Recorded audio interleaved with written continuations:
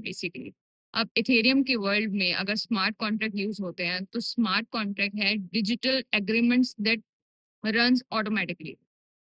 हम सिंपल समझते हैं कि ऑटोमेटिकली कौन से कॉन्ट्रैक्ट रन होते हैं। आपने कोई चीज बाय करनी है तो लॉ है कि भाई मैंने कोई चीज बाय करनी है, मैं उसके लिए पैसे दूंगी तो वो चीज मुझे मिल जाएगी।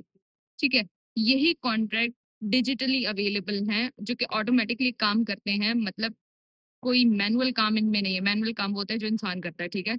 डिजिटली वो काम होते हैं जो कि आपने फीड कर दिए, ये काम आपने करना है, मशीन को बोल दिया, मशीन वो काम करेगी। जैसे कि आप देखते हैं कि डिफरेंट स्टोर्स पर या साइट्स पर आपको वेंडिंग मशीन मिलती है। आप उसमें आपने उससे जो भी लेना है, कोई जूस वगैरह बाय करना है, कोई चिप्स वगैरह बाय करने हैं, तो आप उतने ही पैसे डालेंगे या उससे ज्यादा। वो आपको आपकी चीज और आपके जो भी बकाए पैसे होंगे वो आपको वापस कर देती है।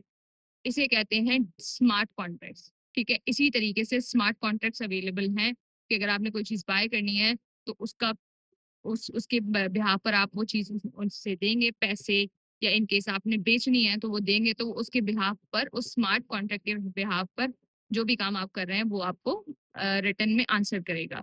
लाइक आपने बिटकॉइन बेचना है, इथेरियम बेचना है, तो वो आपको पैसे देगा, करेंसी देगा। लेकिन अगर आपने खरीदना है तो आप उसे पैसे देंगे। ठीक है। सो इस तरीके से स्मार्ट कॉन्ट्रैक्ट काम करते हैं। NFTs, a unique digital item.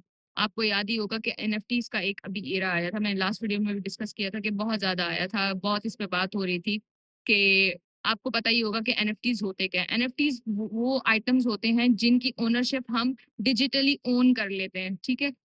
Internet पर कि फिजिकल ओन और डिजिटल ओन में क्या फर्क है, कि फिजिकल ओन ओनरशिप में क्या है, घर है हमारे फादर के नाम पर है, ठीक है, फिजिकली अवेलेबल है। डिजिटली कोई चीज कैसी, कोई आर्ट बनाया है, कोई पिक्चर है ऑनलाइन, ठीक है, वो मैंने खरीद ली और वो मेरे नाम पे हो गई, उसका लाइसेंस मेरे नाम पे हो गया, अब वो मेरे पास है, उसको ऑनलाइन ओनिंग कहते हैं। ठीक है। किसी भी चीज को ऑनलाइन ओन कर लेना।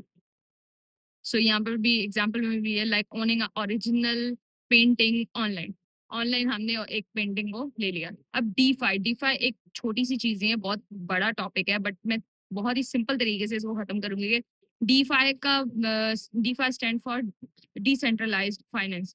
ठीक है। फाइनेंस सिस्टम हमारा चलता है बैंकिंग पर। अब ऐसी बैंकिंग, ऐसा बैंक सिस्टम जिसके अंदर बैंक की इन्वॉल्व नहीं है, उसको हम कहते हैं डीफाई, डिसेंट्रलाइज फाइनेंसिंग।